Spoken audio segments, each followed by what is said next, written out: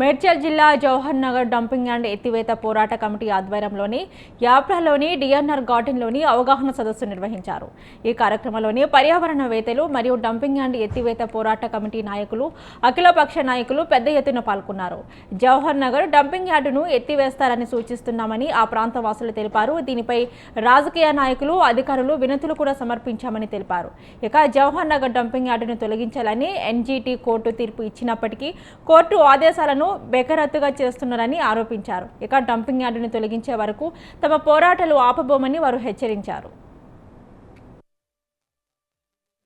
నగర్ ఇప్పుడు ఎటు చూసినా వినిపిస్తున్నటువంటి మాట, కానీ ఇక్కడ ఉన్న వాళ్ళంతా కూడా చిన్న చితక పనులు చేసుకుంటూ కాలం వెళ్ళదీసేటువంటి వాళ్ళు. ఈ జవహర్ నగర్ ప్రాంతం అంతా కూడా ఒకప్పుడు అక్కడొక ఇల్లు ఇక్కడొక ఇల్లు విసిరేసినట్లుగా ఉన్నటువంటిది. ఒక చిన్నపాటి బస్తీతోటి మొదలైనటువంటి ఈ ప్రాంతం ఇప్పుడు పెద్ద ఎత్తున విస్తరించి ఇది పెద్ద కాప్రా మున్సిపాలిటీ కిందికి వచ్చింది.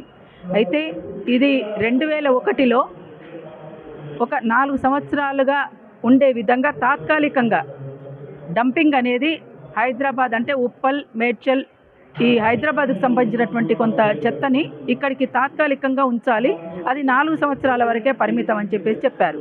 కానీ అది రాను అధికారుల నిర్లక్ష్యము, పాలకుల నిర్లక్ష్యానికి గురైపోయి ఇక్కడంతా కూడా 25 సంవత్సరాలుగా ఇక్కడ గుట్టలుగా ఎకరాల కొద్దిగా డంపింగ్ యార్డ్ పెద్ద ఎత్తున గుట్టలుగా మారిపోయినటువంటివైనా మనం చూస్తూ ఉన్నాం.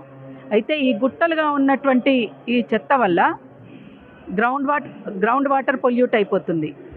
అదేవిధంగా ఈ వాసనతోటి ఇక్కడ ఉన్నటువంటి ఈ ప్రాంతం అంతా కూడా వాళ్ళు తినే తిండి కూడా రుచికరమైనటువంటి వంట వండుకున్న ఆ వాసనను బీట్ చేస్తూనే డంపింగ్ యార్డ్ వాసన రావడం, లంగ్ ఇన్ఫెక్షన్స్ రావడం, థ్రోట్ ఇన్ఫెక్షన్స్ రావడం, ఇంకా వివిధ రకాల శ్వాసకోశ వ్యాధులు రావడం, ఇట్లాంటి 1-2 అనేక రకాల వ్యాధులకు నిలయమైనటువంటి జవహర్ నగర్గా మారిపోయింది.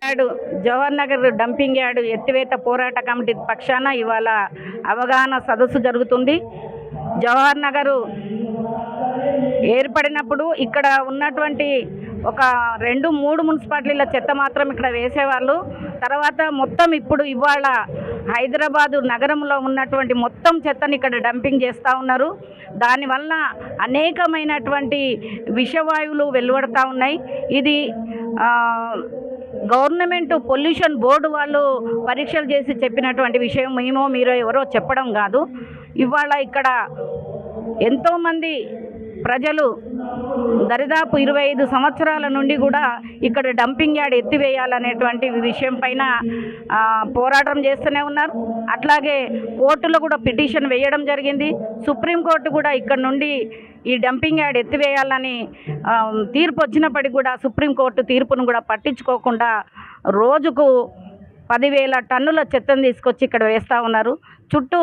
జవహర్ నగర్లో ఉన్నటువంటి 100 బస్తీలకు పైగా, మరి జవహర్ నగర్ చుట్టూ ఉన్నటువంటి యాప్రాలు అయితేంది, అటు గట్కేసర్ అయితేంది, ఇటు దొంగల మైసమ్మ అయితేంది, నాగారము, అటు లాల్ బజార్ వరకు కూడా చెత్త డంపు చేసుకుంటూ వస్తున్నారు.